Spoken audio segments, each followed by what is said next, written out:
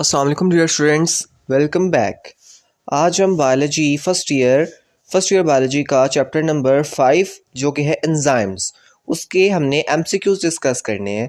तो चलिए स्टार्ट करते हैं। सबसे पहला क्वेश्चन है, what role does nicotinamide adenine dinucleotide play in oxidative pathways. अच्छा जी, वो कह रहा है कि जो निकोटिनामाइड एडेनिन डाइन्यूक्लियोटाइड है यानी एनएडी, ये ऑक्सीडेटिव पाथवे में क्या रोल प्ले करता है। तो हमेशा याद रखिएगा, NAD is a coenzyme. NAD is a coenzyme. तो option beta is correct. Okay, now let's move toward the question number 2, which is the enzyme that catalyze the reaction in which two molecules are joined together by synthesis of new bond using energy from ATP uh, are placed in group।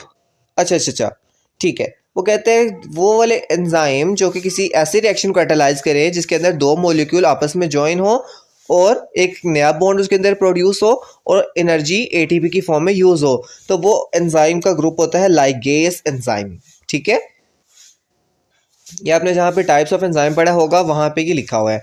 उसके बाद question number 3 है, which of the following is an example of hydrolysis. ऐसी enzyme जो कि ऐसा reaction catalyse करती है जिसके अंदर हाइड्रोलाइसिस होती है।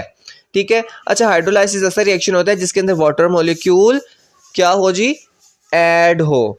ठीक है, तो लाइपेस ऐसी एंजाइम है जो कि लिपिड को ब्रेक करती है in the presence of water. तो ये एक हाइड्रोलाइसिस रिएक्शन है। तो इसको जो एंजाइम कैटालाइज करेगी वो होगी हाइड्रोलेस एंजाइम। बाकी जो ये ग्लाइकोजन फॉस्फोराइलेस है, पायरोवेट डी कार्बोक्सिलेज है और साइटोक्रोम ऑक्सीडेज है, ये वाली गलत है, इनका काम और होता है। उसके बाद क्वेश्चन नंबर 4 है, which of the following statement about enzyme is correct. अच्छा जी, they increase the activation energy of the reaction, ये भी बात ठीक है।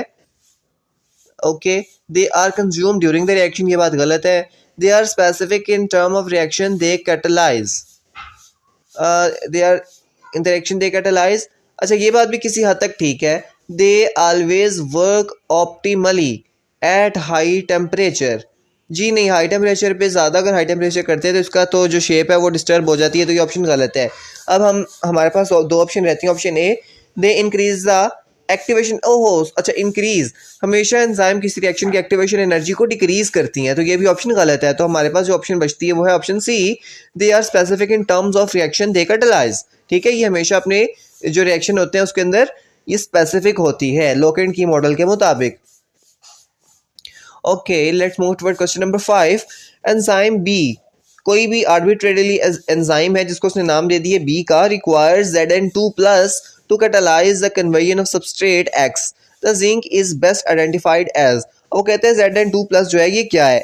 हमेशा याद रखिएगा, Zn2+ एक मेटालिक आयोन है जो कि कोएंजाइम के तौर पे एक्ट करता है और रिएक्शन को एक्टिवेट करता है। तो इस तरह की जो कोएंजाइम होती है, सॉरी कोफैक्टर होता है, वो कोफैक्टर है, इसको कहते हैं एक्टिवेटर। ठीक है, जो किसी ऐसा नॉन मेटालिक आयोन जो कि कोफैक्टर के तौर पे ऐड होता है, ठीक है, डिटैचेबल कोफैक्टर, तो उसको हम कहते हैं एक्टिवेटर।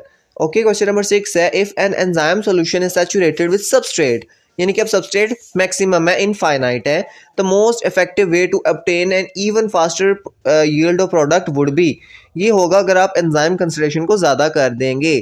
ठीक है, तो यहाँ पे जो हमारे पास ऑप्शन है वो है ऐड, जी बिल्कुल ऑप्शन अल्फा ठीक है, add more of the enzymes, ये ऑप्शन ठीक है। क्वेश्चन नंबर 7 है, how does a non competitive inhibitor decrease the rate of enzyme catalyse reaction. अच्छा, आपको पता है नॉन कॉम्पिटिटिव इनहिबिटर क्या करता है, वो एक्टिव साइट से दूसरी किसी जगह पे अपना एंजाइम इनहिबिटर कम्प्लेक्स बनाता है, जिसकी वजह से एंजाइम की शेप जो है वो चेंज हो जाती है।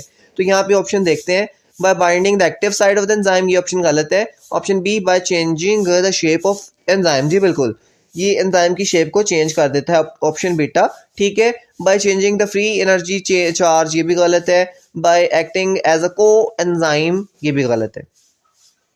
Okay, the last question is, Which enzyme class is responsible for catalyzing the addition of water to a substrate molecule? ये अभी हमने ऊपर भी एक रिएक्शन किया है जिसके अंदर मैंने आपको बताया था, एक क्वेश्चन किया है जिसके अंदर मैंने आपको ये बताया था कि ऐसा एंजाइम जो ऐसा रिएक्शन को कैटलाइज करे जिसके अंदर एडिशन ऑफ वाटर हो रही है तो उसको कहते हैं हाइड्रोलेज एंजाइम। ठीक है, तो ये थे जी आज के हमारे चैप्टर नंबर 5 के एमसीक्यूज। आप कमेंट करके मुझे ज़रूर बताइएगा कि इनमें से सबसे डिफ़िकल्ट जो एमसीक्यूज आपको कौन सा लगा है। ठीक है, और इसके अलावा अगर आप वीडियो अच्छी लगी है तो इसको लाइक करें, अपने दूसरे दोस्तों के साथ भी शेयर करें और चैनल को सब्सक्राइब करें ताकि मज़ीद आने वाले जो लेक्चर्स हैं वो आप तक बर वक्त पहुँच सके। Thank you so much. अल्लाह हाफिज़।